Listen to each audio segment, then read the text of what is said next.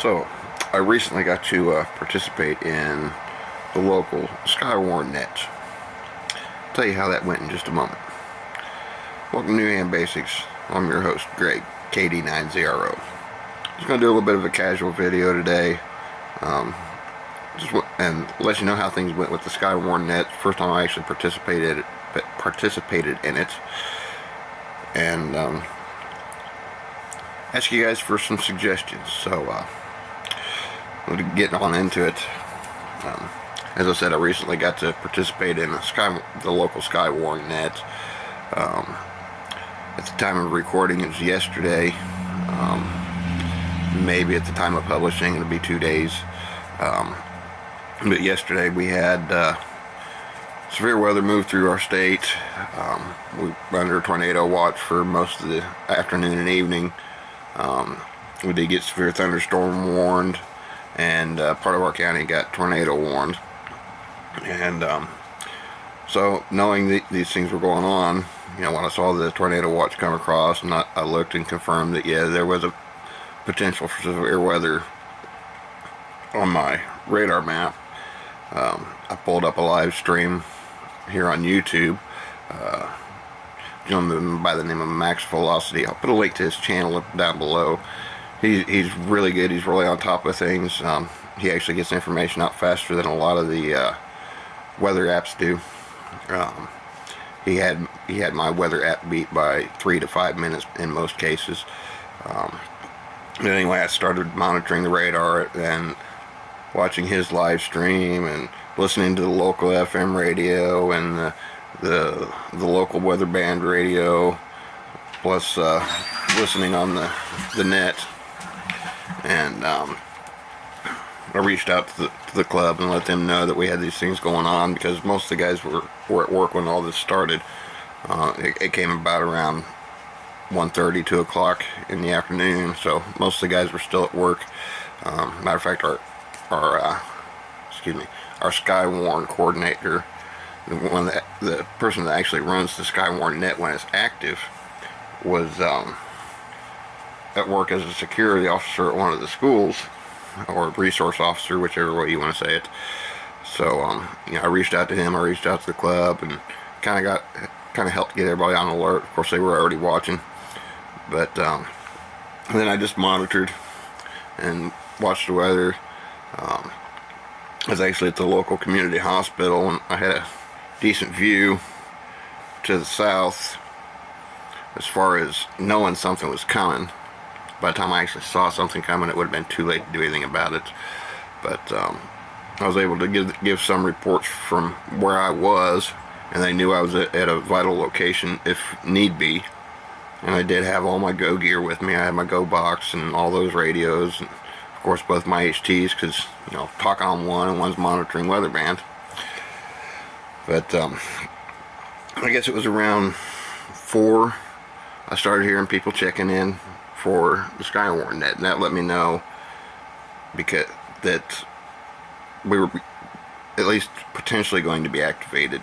I wasn't able to monitor the club frequency because I was monitoring the weather band frequency on one of my radios. So when I started hearing people check in, I checked in, and then I heard our weekly Aries Races net control check in. So I called out to him and let him know what I knew. And about that time it started raining real nice and real heavy, and visibility was getting reduced. So I added that to what I was telling him.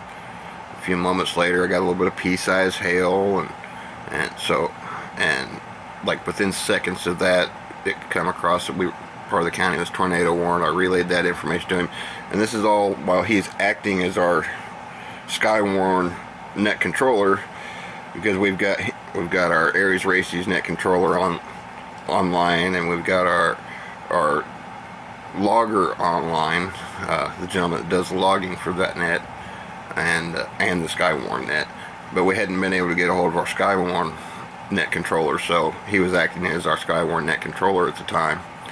And so whatever I said, relayed to him, he relayed it back to our logging station, and you know, reports were coming in from all over the county. And that's what he would do. He'd take the report, he'd relay it to the logging station, make sure the logging station had a good copy on it and got it logged properly. And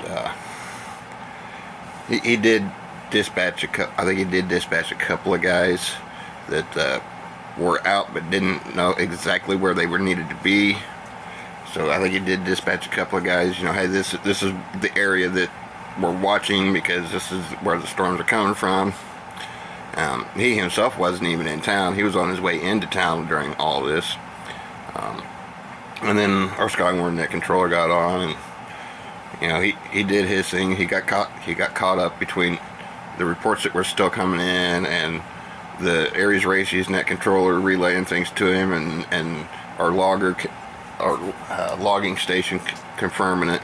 And then he did his weather checks and just settled right into the groove. And it was just, even though it was a rough start, it was, even at that, it was still a well-oiled machine. Things went very smoothly. Then afterwards, there were a few guys out there roaming, and they were checking the areas where there was a potential that there was a tornado that possibly was confirmed at one point anyway. We couldn't confirm it. Nobody was able to report any damage in or around that area. So it really turned out to be a strong, wasn't even really a thunderstorm. It was just a strong spring storm with hail. But all that potential was there, so we fired up our net and we did our thing. And then, you know, we went into standby because we had some more cells coming in that might produce. And it just kind of faded out of activation as weather conditions permitted.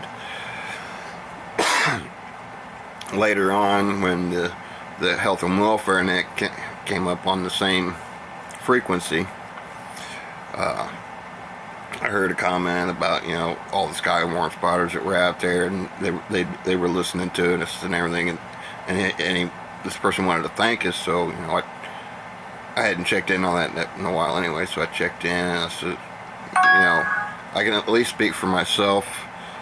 You know, no thanks is needed. We do it because we have a passion for weather. We do it because we have a passion for watching the storms, and we feel like it's our duty. We do it because we have that passion, so we do it because we want to. You know, no thanks is needed, but it's nice to hear. And then I checked out of the net, and throughout the net, you know, a few more people thanked us for being out there, which was nice to hear. But like I said, it wasn't necessary. At least for me, it wasn't necessary.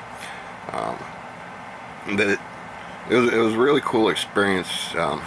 This storm system was wasn't the first time I tried to participate in our Skywarn net. It's the first time I actually got to. The first time I tried to, I was on the wrong frequency. I wasn't aware of what frequency I was supposed to be on.